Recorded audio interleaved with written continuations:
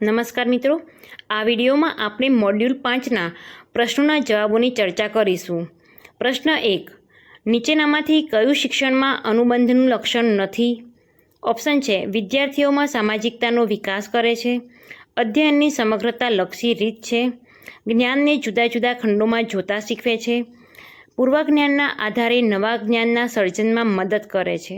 જવાબ આવશે જ્ઞાનને જુદા જુદા ખંડોમાં જોતા શીખવે છે.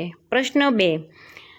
રાષ્ટ્રીય શિક્ષણ નીતિ 2020ના સંદર્ભમાં પ્રારંભિક બાળ સંભાળ અને શિક્ષણથી લઈ શાળા શિક્ષણ અને ઉચ્ચ શિક્ષણના તમામ સ્તરે શિક્ષણના અભ્યાસક્રમમાં તાલમેલ, આ વિધાનનો સીધો સંબંધ શાની સાથે છે? ઓપ્શન છે શાળા શિક્ષણના તબક્કા, શાળા શિક્ષણ માટેના ધારાધોરણો, માર્ગદર્શક સિદ્ધાંત કે વ્યાવસાયિક શિક્ષણનું પુનઃગઠન. જવાબ આવશે માર્ગદર્શક સિદ્ધાંત. પ્રશ્ન 3. એક શાળાના શિક્ષકો ટીમ ટીચિંગથી વિવિધ સંકલ્પનાઓનો વિસ્તૃત ખ્યાલ આપે છે. આ કિસ્સામાં થયેલ અધ્યયનના મૂલ્યાંકન માટે શું યોગ્ય રહેશે? ઓપ્શન સત્રાંત પરીક્ષાના પ્રશ્નપત્રો, રાજ્ય કક્ષાએથી લેવાતી વિવિધ સ્પર્ધાત્મક પરીક્ષાઓ, પુસ્તકોમાં અપાયેલ સ્વાધ્યાયના પ્રશ્નો ગૃહકાર્યમાં આપવા કે રચનાત્મક મૂલ્યાંકનના ભાગરૂપે અપાયેલી જૂથ પ્રવૃત્તિ. જવાબ આવશે 4th નંબરનું જે ઓપ્શન છે કે રચનાત્મક મૂલ્યાંકનના ભાગરૂપે અપાયેલી જૂથ પ્રવૃત્તિ. પ્રશ્ન 4. શિક્ષણમાં અનુબંધની તકોની ઓળખ કરવા શિક્ષકે શું કરવું જોઈએ? અન્ય વિષયોના પાઠ્યપુસ્તકોનો અભ્યાસ કરવો, અન્ય વિષયોના શિક્ષકો સાથે તેમના વિષયોમાં આવતા વિષયવસ્તુ વિશે ચર્ચા કરવી, વિદ્યાર્થી પોતાના વિષયની બહારનો પ્રશ્ન લઈને આવે તો પણ તેને જવાબ આપવાનો અભિગમ રાખવો, કે ABC ત્રણેય?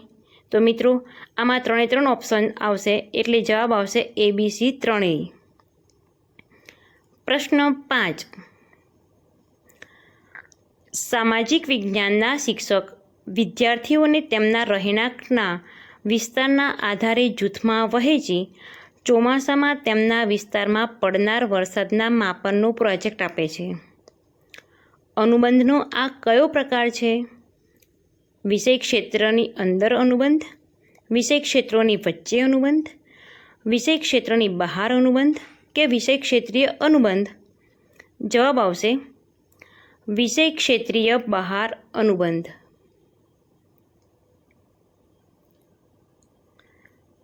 પ્રશ્ન 6.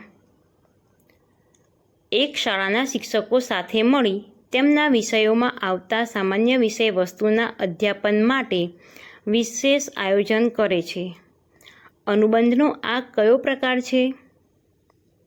ઓપ્શન છે કે વિષય ક્ષેત્રની અંદર અનુબંધ, આંતર વિષય ક્ષેત્રીય અનુબંધ, વિષય ક્ષેત્રની બહાર અનુબંધ કે બહુ વિષય ક્ષેત્રીય અનુબંધ? જવાબ આવશે આંતર વિષય ક્ષેત્રીય અનુબંધ. પ્રશ્ન 7. ગણિતની સંકલ્પના શીખવવા માટે શિક્ષક ગણિતના પારિભાષિક શબ્દો માતૃભાષાનો આધાર લઈને સ્પષ્ટ કરે છે. અનુબંધનો આ કયો પ્રકાર છે? વિષય ક્ષેત્રની અંદર અનુબંધ, આંતર વિષય ક્ષેત્રીય અનુબંધ, વિષય ક્ષેત્રની બહાર અનુબંધ કે બહુ વિષય ક્ષેત્રીય અનુબંધ? તો જવાબ આવશે આંતર વિષય ક્ષેત્રીય અનુબંધ. પ્રશ્ન 8. વિજ્ઞાનના એક શિક્ષક વર્ગખંડ કાર્ય દરમિયાન આગળના પ્રકરણનો સંદર્ભ લઈ ભણાવે છે. અનુબંધનો આ કયો પ્રકાર છે? વિષય ક્ષેત્રની અંદર અનુબંધ, વિષય ક્ષેત્રોની વચ્ચે અનુબંધ, વિષય ક્ષેત્રની બહાર અનુબંધ કે બહુ વિષય ક્ષેત્રીય અનુબંધ? જવાબ આવશે વિષય ક્ષેત્રની અંદર અનુબંધ. પ્રશ્ન નંબર 9. શિક્ષણમાં અનુબંધના અસરકારક અમલ માટે અનુબંધના અમલીકરણનો કયો તબક્કો સૌથી મહત્ત્વનો છે? શિક્ષણમાં અનુબંધના અનુભવો પર ચિંતન, વિદ્યાર્થીઓને જૂથ કાર્ય આપવું, અન્ય વિષયના શિક્ષકો સાથે વાતચીત કરવી કે શિક્ષણમાં અનુબંધની સૈદ્ધાંતિક બાબતોની જાણકારી મેળવવી. જવાબ આવશે કે શિક્ષણમાં અનુબંધના અનુભવો પર ચિંતન. પ્રશ્ન 10. જુદા જુદા વિષયોમાં અમુક સામાન્ય વિષય વસ્તુ આવે છે જેને જે તે વિષયના શિક્ષક પોતાના વિષયના દૃષ્ટિકોણથી શીખવે છે. અનુબંધનો આ કયો પ્રકાર છે? ઓપ્શન છે કે વિષય ક્ષેત્રની અંદર અનુબંધ, વિષય ક્ષેત્રોની વચ્ચે અનુબંધ કે વિષય ક્ષેત્રની બહાર અનુબંધ, બહુવિષય ક્ષેત્રીય અનુબંધ.